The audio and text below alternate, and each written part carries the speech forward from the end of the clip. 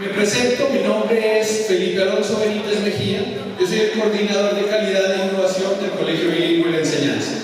Me han comentado hacer algunas reflexiones sobre tendencias educativas innovadoras y la necesidad de un nuevo paradigma de evaluación.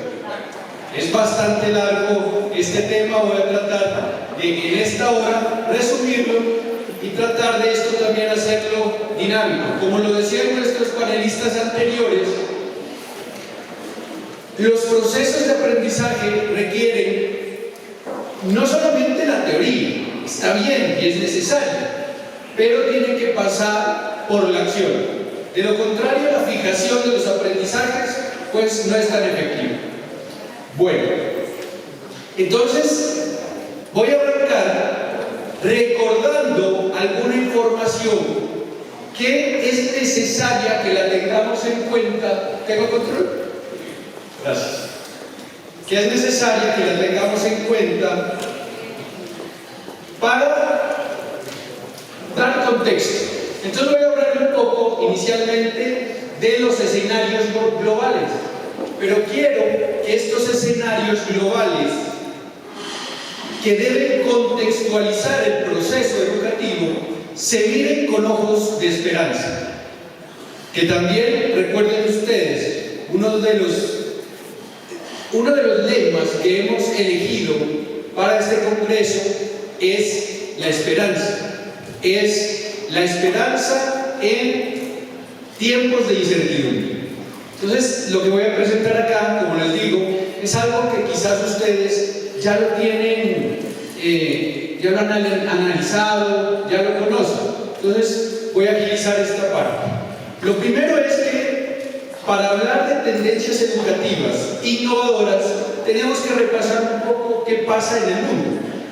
En enero publicaron el informe sobre el futuro del empleo. Les estoy dejando aquí códigos QR si quieren escanear y tener acceso a los documentos, lo pueden hacer. En este informe, que es un elemento, considero yo, de entrada, pero no condicional para diseñar nuestras propuestas educativas, pero debe estar también dentro de los documentos de prospectiva que analicemos cuando diseñamos currículo. Es importante que veamos hacia dónde tienden los trabajos del futuro. Entonces, ¿qué nos dice este informe? Este informe nos dice que vamos a tener una transformación laboral masiva. Esa transformación laboral masiva nos muestra que se van a crear muchos trabajos. 170 millones de empleos, pero van a desaparecer 92 millones. Les digo, estas son informaciones que son muy divulgadas, que diría que la mayoría de ustedes ya han tenido aproximaciones a estos informes, porque se publican cada año. La automatización y la tecnología también generan en estos escenarios laborales grandes transformaciones. Entonces, el 50% de las tareas que ahora se realizan pues van a ser, como ya lo teníamos desde los informes anteriores anunciado, van a ser reemplazados pues por las máquinas. Hay algo aquí que se hace mucho énfasis en este informe particularmente, y es la transición verde. Este tema, y que también va muy alineado con el llamado que nos hace el Papa Francisco, y es a cuidar la casa común. Y afortunadamente dentro de los sectores laborales estamos viendo aquí que hay una fuerte demanda a personas que piensan sobre problemas relacionados con el ambiente natural. Las habilidades en transformación también es algo que aparece en el informe, y dentro de esto vemos nosotros que el 39% de las habilidades actuales serán obsoletas. Entonces miren ustedes este escenario aquí, y hay que revisar el currículo. Es decir, Desde los 90 nos están insistiendo que el enfoque de las propuestas curriculares debe ser por competencias, no es una sugerencia. En ese sentido, tendríamos que revisar cuáles de esas están siendo obsoletas para responder a estos desafíos del futuro. Esta es una perspectiva al 2030. Entonces hay que ir viendo si realmente desde la escuela estamos respondiendo también a esto. Hay que cuidarnos que la escuela no es un centro para formar trabajadores. Esa no es la función de la escuela. Esa no es. Y yo no quiero comunicar con estos datos eso. Pero sí hay que incluir esto como un contexto fundamental en la planificación del currículo. Bueno, y por otro lado, se abren brechas regionales. El 50% de los empleados globales carecen de formación pertinente para estos tiempos. Entonces, aquí hay unos desafíos que debemos atender y que son los que nos dan contexto, y esos contextos se deben movilizar en las aulas de clase. Muy bien. Por aquí están entonces los empleos que experimentan mayor crecimiento y los que disminuyen. Profes 13, 14, no se preocupen, ahí están, en los que realmente están creciendo. Entonces, la demanda de profesores va bien, es una habilidad, una profesión que se requiere. Es decir, la inteligencia artificial no nos ha puesto en riesgo todavía. Ahí, ¿sí? Aparecemos acá. Y por acá todas estas habilidades que van a ser las más demandadas y están siendo demandadas. Entonces, por supuesto, la inteligencia artificial, el Big Data, las redes, la ciberseguridad, todo lo que está en auge en este momento. Ahora sí, si nosotros nos revisamos esto y lo integramos en el currículo, pues estamos también poniendo en riesgo a los estudiantes para que ellos puedan cumplir con esos desafíos del futuro, porque recuerden ustedes que nosotros estamos educando en las aulas ahora mismo a los ciudadanos del 2050, del 2030. Entonces, la escuela debe ser pensada a futuro, no la planificación corta de año a año. Debo pensar a futuro, ¿sí? Y eso se debe ver reflejado en el currículo, se debe ver reflejado en las prácticas pedagógicas. Bueno, mientras el mundo cambia aceleradamente, y esto fue noticia, lo deben recordar la mayoría porque estuvo en todas las redes sociales, Elon Musk lanza Optimus, ya en su segunda versión, un robot que puede interactuar, que hace muchas labores que antes solo eran atribuidas a los seres humanos, me refiero a labores físicas, ya lo van a integrar en las fábricas. Bueno, por ahí vamos, y esta es una muestra de robot. Hay una competencia tremendísima entre las grandes compañías de tecnología que están desarrollando robots que pues realizan trabajos muy similares a los que haría una persona, los trabajos físicos. Por otro lado, los desarrollos de la computación, ya hace varios años empezaron a diseñar la computadora cuántica. Los científicos que la desarrollan dicen esto es riesgoso porque es capaz de responder a problemas y a preguntas que los humanos todavía no somos capaces de responder. No somos capaces de generar esas preguntas o esos problemas para que la máquina lo pueda responder. Entonces, por ahí va el mundo.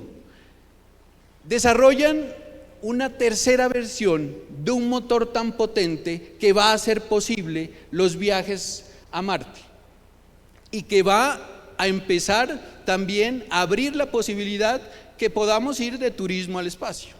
Porque este motor, que es el Raptor 3, es capaz de lanzar el cohete y regresarlo al mismo punto. Eso ahorra muchísimo dinero, eso ahorra también otros desarrollos tecnológicos que deban realizarse, bueno, muchas cosas que hace posible próximamente una exploración al espacio que antes solamente era de ciencia ficción. Bien, y otros problemas que tenemos en el mundo y que son los conflictos mundiales, por supuesto, ya saben en qué andamos ahora, cerca, les digo, hay que ver esto con ojos de esperanza, pero también hay que ser reales. Estamos cerca de una posible tercera guerra mundial, el deterioro ambiental que es pues tremendo en estos tiempos. Afortunadamente, como vimos en los anteriores slides, estamos trabajando y se está generando conciencia sobre eso. Y por último, la vulnerabilidad emocional. Emocionalmente estamos generaciones muy golpeadas, generaciones que están sufriendo cosas que antes pues realmente no se percibían o no se sufrían de ellas, pero hoy las estamos viendo muy latentes, entre otros problemas. Eso nada más como para dar contexto a lo que voy a presentar en cuanto a tendencias educativas innovadoras. Muy bien. Ustedes analizan estos datos en el currículo, lo dejo nada más como una pregunta para ustedes. ¿Por qué es necesario hacerlo? La prospectiva en educación es supremamente necesaria y hay que tener en el radar cuando se diseña currículo esto y muchas cosas más. Muy bien. ¿Cuáles son las tendencias educativas innovadoras? Uno rastrea y hay montones, ¿sí? Hay montones, y de esto se ha hablado bastante. Traje 3 referentes como para poder aterrizar esto. El primero es una serie de documentos, igual todos tienen QR ahí, si quieren acceder a ellos, que publica la UNESCO desde el 2015. Y que son estudios de prospectiva sobre educación específicamente. Y yo he tomado, hay algunos que hablan sobre el futuro del aprendizaje, por ejemplo, hacia dónde va el aprendizaje. Y esos son clave tenerlos en cuenta. Yo creería que son lecturas casi que obligatorias para profesores y directivos, estos estudios de prospectiva. También he traído acá para poder concretar las ideas un informe que es de 100, que es una ONG, bueno, finlandesa, ya saben qué cuento tiene ahí Finlandia con la educación, y ellos hacen una curaduría de innovaciones en todo el mundo y publicaron este año los 100 proyectos de tendencias educativas más innovadoras. Entonces tomé esto como base para poder darles unas ideas a ustedes sobre cuáles son esas tendencias educativas. Y por último, la Dirección de Innovación Educativa y Aprendizaje Digital de TEC de Monterrey está haciendo un trabajo supremamente interesante sobre las tendencias educativas y tienen varias cosas que hay que tenerlas en cuenta y que servirían mucho para resignificar en muchos casos las propuestas educativas. Muy bien. Los documentos de la UNESCO, ¿qué dicen? Estos más bien se toman como un referente teórico, epistemológico, que nos da fundamentos para poder generar esas transformaciones e identificar cuáles son esas tendencias. Porque ellos, basados por supuesto en datos, en investigación, nos dicen, mire, por aquí va la educación, por acá. El informe de 100 del 2025 plantea 4 tendencias. La primera es sostenibilidad y bienestar, que va muy alineada con también el futuro del trabajo. La otra, habilidades del siglo XXI. La tercera, aprendizaje colaborativo y gamificación. Y la cuarta, programas digitales y herramientas de inteligencia artificial. Eso propone el informe. Ellos los clasificaron, clasificaron esas propuestas en estos 4 componentes. ¿Qué dice la Dirección de Innovación Educativa y Aprendizaje Digital del TEC? Ellos dicen, mire, para nosotros son las orientaciones a la práctica, es decir, debe estar incluida ahí todo el componente práctico, que hace mucha falta, la flexibilidad del aprendizaje, la personalización del aprendizaje, que es fundamental, y aquí la tecnología nos ayuda muchísimo.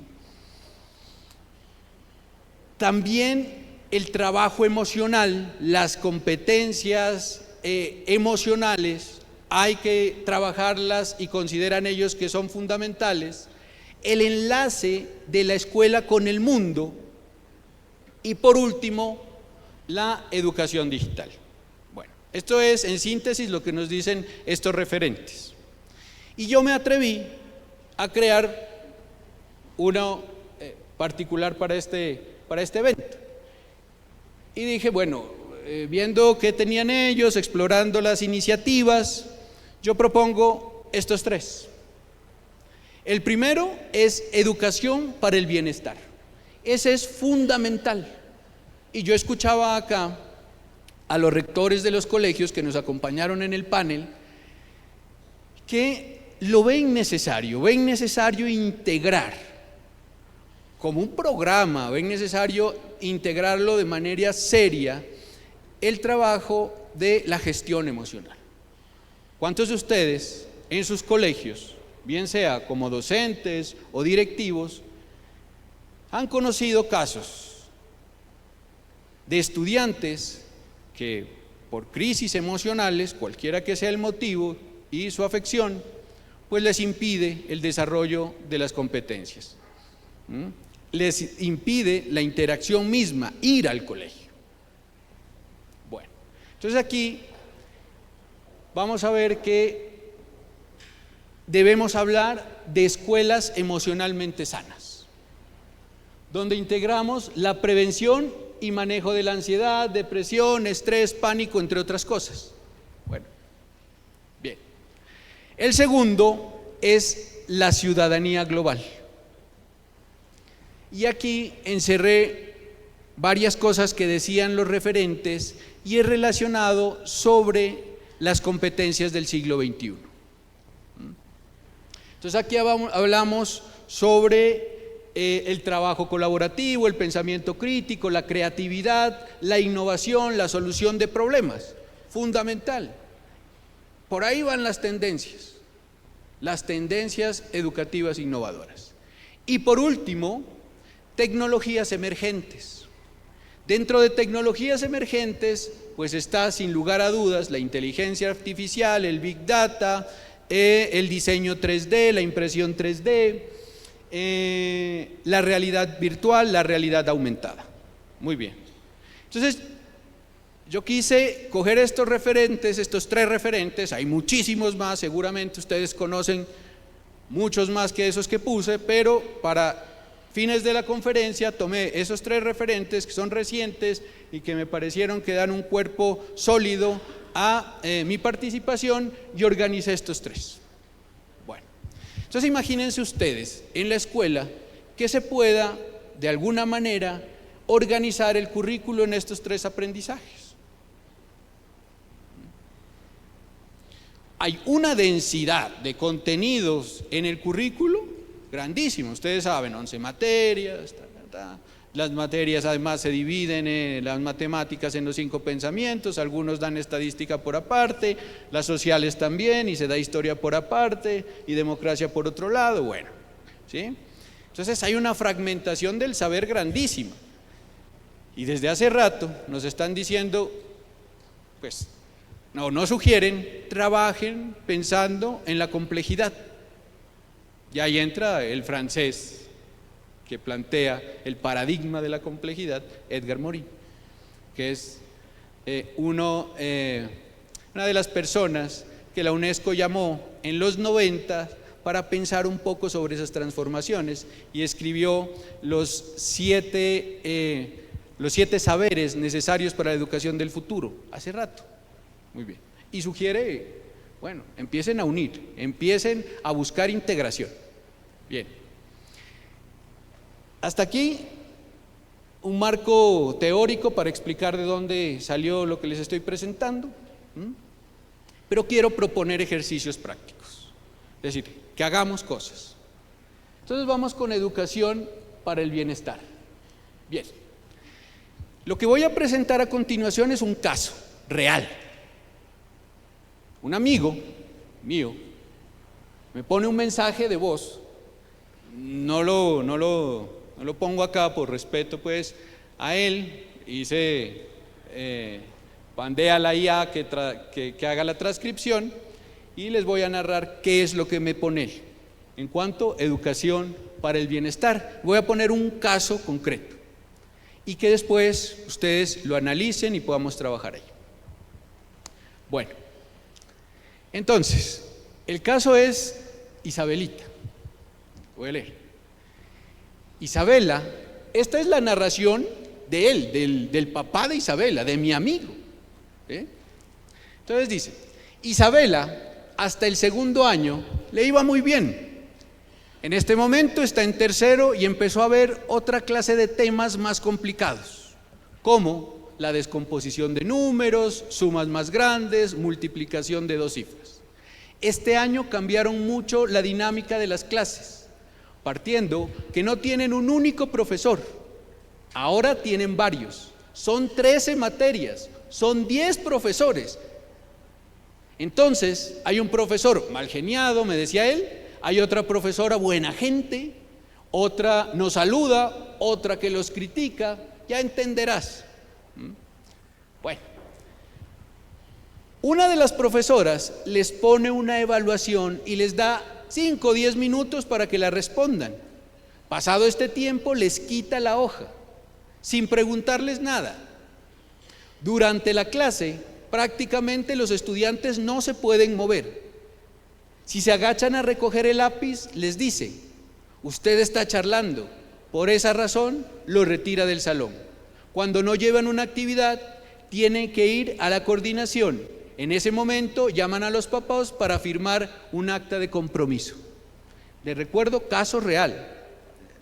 Me comentaban esto hace 5 días. Les está costando adaptarse. Por ejemplo, ella se sabe las tablas de multiplicar, pero cuando está en clase, en el examen se le olvida. Se coloca nerviosa, se asusta porque dice que le va a ir mal, que le van a llamar la atención y se lleva las tareas a la casa. Hay cosas que le explicamos y dice, no, así no es, el profesor me explicó de otra manera, entonces no sé qué hacer para que ella no le coja o que le dé mal genio ir al colegio. Bueno, la verdad me siento impotente, me he quedado sin medios, sin alternativas para ayudar a Isabela. A veces me dice que yo le voy a pegar. Yo nunca le pego, yo me dedico a estudiar con ella, con paciencia. Dice que le tiene miedo a la profesora y cuando saca mala nota se angustia, llora, se desespera. Ayer estuvo llorando toda la tarde porque le fue mal en una actividad. Lloró muchísimo hasta que le dolió la cabeza. Dame una luz, por favor. Muchas gracias. Esta situación es muy común en las aulas de clase. A mí me conmovía el mensaje de mi amigo. Ella es ahijada mía. Él decía, bueno, pues estás en el medio de la educación, decime qué hago. El dominio de ningún saber, de ninguno, debe ponerse por encima del bienestar emocional, psicológico de las personas. Eso es lo primero. Recuerden ustedes, el cerebro funciona a través de emociones, todo pasa por las emociones. Si usted no está emocionado, no pasa nada. Las teorías, inclusive comerciales, tienen un estudio muy profundo de cómo funciona el cerebro. De hecho, ellos fueron los primeros que empezaron también a aplicar teorías del funcionamiento cerebral dentro del ámbito comercial. Entonces las emociones son claves. Si usted logra conectar con emociones, bueno, la niña aquí no tenía ganas de aprender. Ella era una muy buena estudiante, hasta segundo. Yo hablo con ella. Bueno, bien, Ahora sí, les propongo lo siguiente, ahí como están en las mesas, y que hagamos este ejercicio. Piensen ustedes con sus compañeros de mesa, y vamos a dar 10 minuticos para ello. ¿Qué le recomendarían hacer a los papás de Isabela? Yo le voy a decir a mi amigo, mira, estuve con 200 profesionales en educación y ellos me dicen esto. Vamos a ver si le podemos sugerir algo. Y ahora pues le podemos grabar un mensajito de voz y le respondemos. Por otro lado, ¿qué iniciativas concretas debería implementar el colegio en estos casos? ¿Quién lleva el tiempo? Vamos a dar aquí en las mesas para diálogo sobre este caso de Isabelita. Dialoguen y respondan esas dos preguntitas. Damos 10 minuticos para ello. Son las 12 en punto. Vamos a escuchar un aporte. Bueno, buenos días a todos. Venimos del Jardín El Gato con Botas. Mi nombre es Alexandra Mesa y bueno, encantada de poder asistir a este evento tan especial. Respondiendo a la primera pregunta, ¿qué le recomendarían hacer a los papás de Isabela? Básicamente, analizando la información que tú socializabas, lo primero sería validar las emociones de Isabela, que ella se pudiera sentir escuchada, ¿sí? Y en ese orden de ideas, abrir ese espacio para que ella pueda expresar con tranquilidad lo que está sintiendo, ¿sí? A través de una validación de sus emociones, pero también de una comprensión, ¿ya? Entonces sería fundamental revisar cuáles son sus emociones, son esas emociones y lo que ella está sintiendo. Lo mismo, pues entendía yo que sucedía con algunos profesores, no con todos. Con algunos. ¿Sí? Específicamente en qué momentos. También analizaría, revisar cómo está mi rutina en mi hogar. He tenido algunos cambios últimamente. Estoy siendo como papá o como mamá lo suficientemente neutral y objetivo para evitar de pronto juzgar un solo espacio, pero o también estoy haciendo una introspección de cómo está mi hogar en los últimos meses, ¿sí? Para revisar qué cambios hemos tenido. Y adicional a eso, ampliaría esa información para que fuera un poco más objetiva al colegio, ¿sí? Socializaría pues de manera muy tranquila, evitando un juicio lo que mi hija está sintiendo y viviendo. Intentaría ampliar esa información no solamente con sus profesores, suponemos que también pues hay un apoyo de orientación, también con sus amigos. Analizaríamos cómo está la red en general digamos de la estudiante de mi hija, que me permitiera tener una perspectiva un poco más amplia, intentando ser objetiva, ¿sí? Para poder hacer un buen acompañamiento. Y dentro de las estrategias o las iniciativas, básicamente ya teniendo una información un poco más amplia, ¿sí? De no solamente lo que yo estoy observando como papá o mamá, sino también de un ejercicio que bajo mi responsabilidad yo amplié también al colegio, ¿sí? Pudiera desarrollar pues una solicitud y un acompañamiento en donde revisáramos un poco desde cuándo se han presentado estas conductas. ¿Ha sucedido solamente con un profesor? ¿Están sucediendo con él todo el tiempo? ¿Está relacionado con algún cambio que yo también he ejercido desde casa? ¿Cómo me encuentro yo como mamá, como papá? ¿Sí? ¿Cómo se encuentran los profesores? ¿Cómo observo las relaciones de Isabela con sus demás compañeros? ¿He visto de pronto algún cambio en los procesos de memoria, atención, pensamiento? Desde lo que yo también voy observando desde mi rol como mamá, como papá, y también desde lo que voy escuchando con los profesores. Y básicamente pues iniciaría con el desarrollo de un seguimiento y un acompañamiento que me permitiera a mí desde mi rol como papá o mamá empezar a iniciar ese acompañamiento. Genial, muchísimas gracias. Y bueno, expertas en primera infancia. Sí, claro, tremendo. Muchas gracias por ese aporte y se lo transmito. Sí, gracias, un aplauso. Buenos días. Hola, o buenos tardes días. ya creo. Bueno, mi nombre es Carolina Marulanda. Acompaño al Colegio Teresiano, provincia Nuestra Señora. Y bueno, en el día de hoy vamos de pronto a tratar de orientar un poco este asunto. ¿Qué le recomendaríamos hacer a los papás de Isabela? Como institución educativa siempre hemos pensado que el primer paso es un diálogo con la persona, en este caso con esta maestra.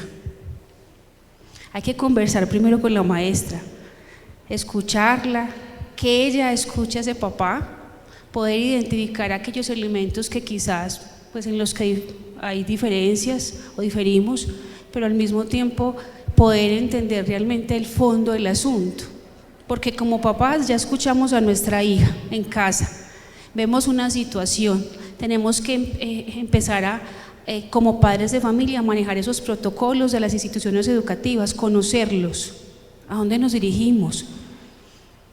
Y es algo que los papás a veces desconocemos, y lo hablo como mamá. ¿Dónde tengo que ir? ¿Será que lo que tengo que decir es que despidan a la docente ya porque para mí como familia no me sirve?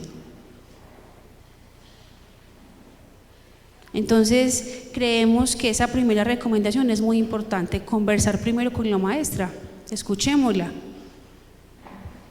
Quizás tenga algo más que decirnos, o quizás incluso ella nos sugiera qué hacer frente a esta situación con alguien más en su institución, no sé, una orientación desde psicología, en fin, un jefe de área que te acompañe. Pueden hacerse de muchas maneras. Y las iniciativas concretas que debería implementar el colegio, ahorita ustedes lo mencionaron durante la mañana, ese acompañamiento. ¿Qué acompañamiento hacemos a los maestros en nuestros colegios? Y no desde la planeación, porque la planeación a veces es muy bonita, muy bien estructurada, diseñada, larga, robusta. ¿Qué acompañamiento hacemos en el aula, en la gestión del aula del maestro? ¿Qué tipo de maestros tenemos? ¿Cierto? Tenemos maestros muy jóvenes que están terminando sus licenciaturas, que vienen con unos proyectos de vida completamente distintos, y tenemos personas que llevan muchos años en la educación y que vienen con muchas dificultades para adaptarse y romper ciertos paradigmas en la educación. Vamos al aula, acompañamos al maestro, construimos con el plan de mejora, o hacemos lo más fácil, que es decir, no nos sirve. Creemos que esas pueden ser algunas de esas iniciativas. Maravilloso.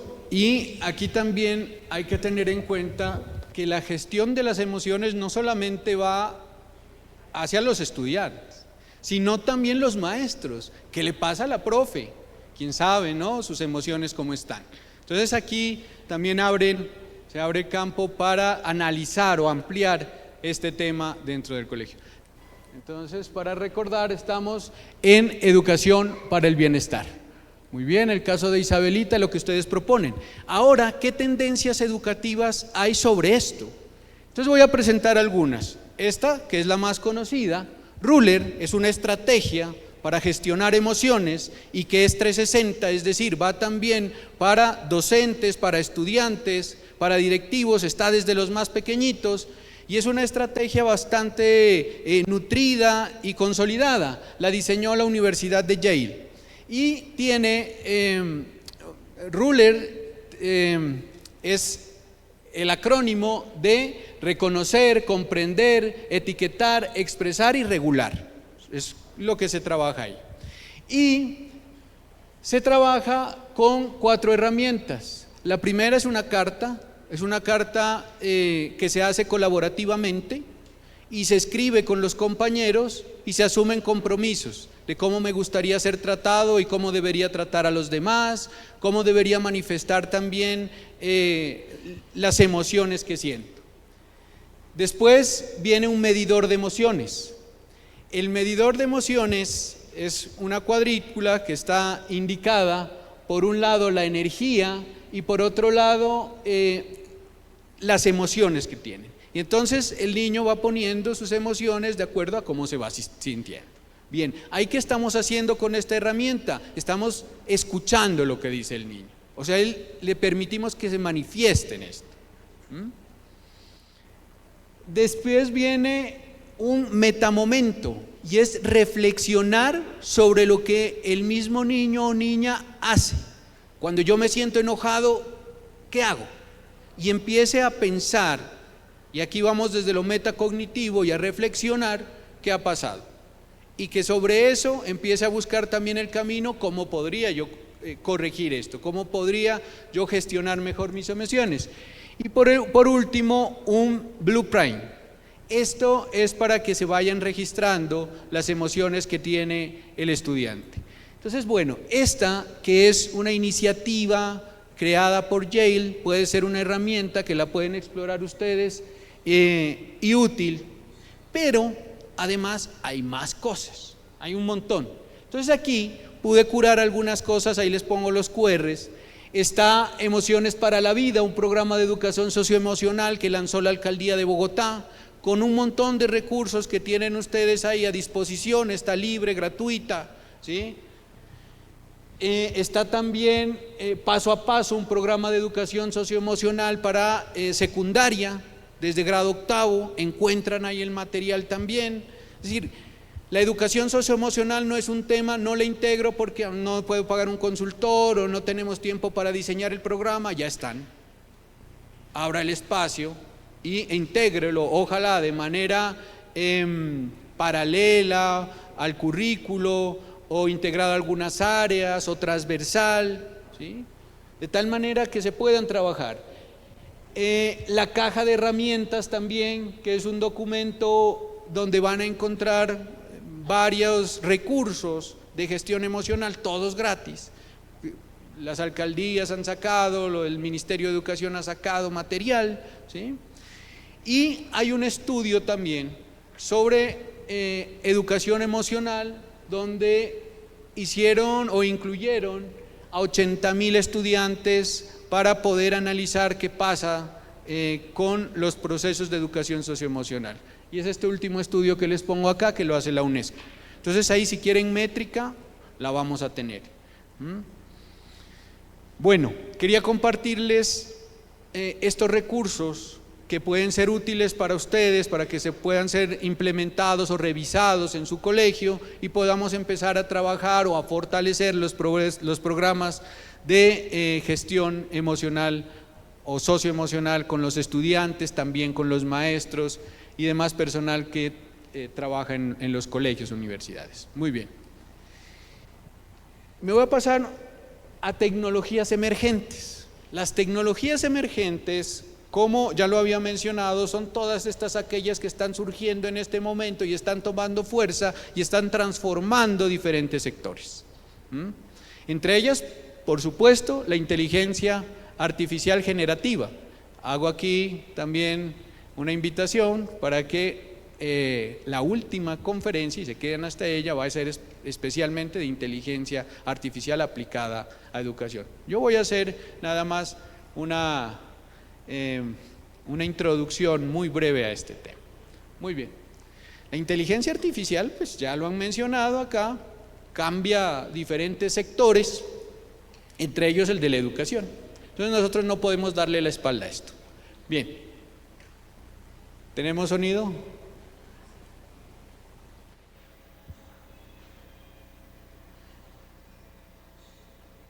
Hola Felipe, qué gusto estar aquí contigo y con todos los asistentes al Congreso de Innovación Educativa. Es un placer poder compartir este espacio con ustedes.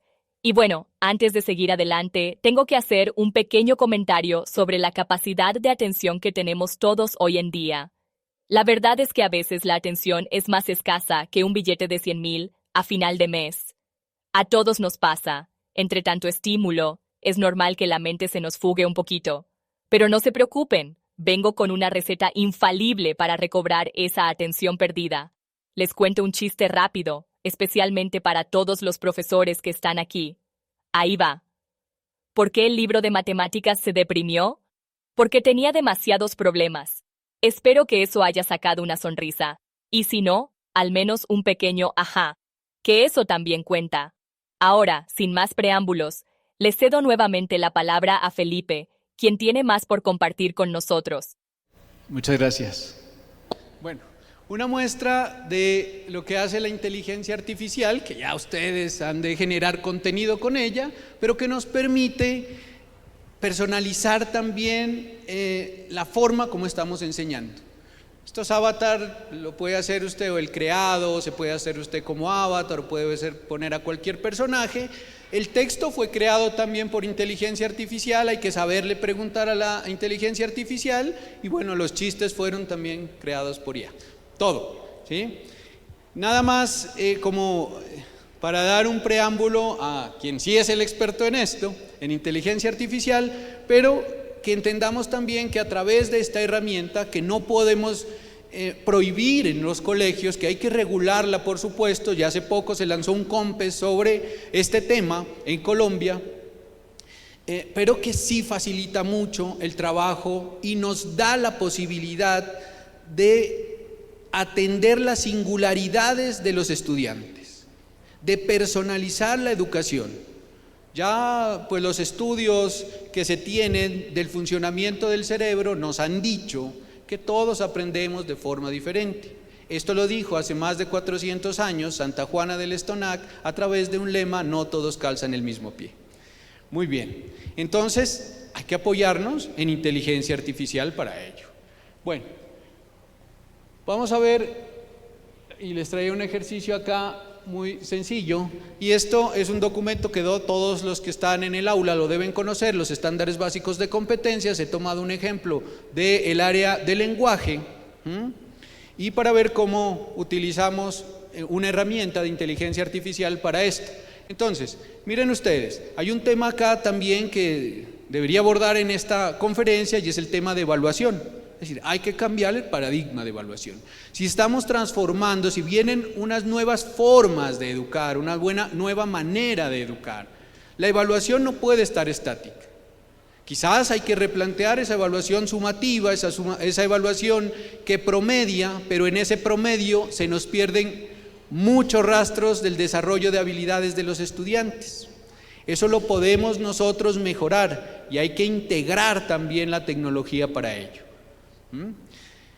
Decía un experto en diseño de currículo que los planes de estudio, como los tenemos, creo que todos, ya no pueden ser horizontales y verticales, y por este lado pues lo secuencio así verticalmente para ir dándole la progresión, por acá le doy conexión con los otros saberes de la misma área, sino, y menos las secuencias didácticas, sino que debe parecer más bien una línea de metro. Una línea de metro donde uno coge diferentes rutas para poder llegar al aprendizaje. A una persona, a un profesor, le toma mucho tiempo diseñar una experiencia de aprendizaje. Y no es posible pues pedir que haga para cada uno esto. Entonces, bueno, voy a terminar aquí, que ya me están haciendo indicaciones, dando indicaciones para eso. Pongo un ejemplo y quería que lo trabajemos acá, pero por tiempo no lo vamos a poder hacer, y es sobre la redacción de rúbricas, un elemento que debemos, por supuesto, integrar, porque la rúbrica me permite, desde el concepto, establecer con claridad qué es lo que pretendo o deseo que el estudiante aprenda, en 3 niveles de desempeño, que es básico, alto y superior, como lo dicta el decreto 1290 del 2019. Bueno, a un profesor en promedio le toma esto una semana, pero si lo hacemos con IA, pues lo que hay que escribirle es bien el prompt, ¿no?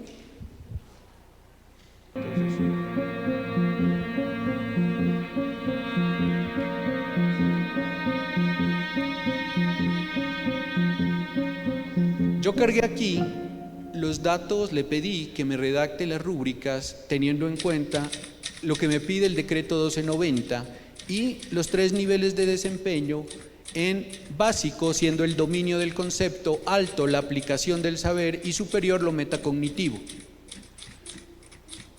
La IA se demora 10 segundos en hacer esto. Cuando lo leí, lo redactó muy bien.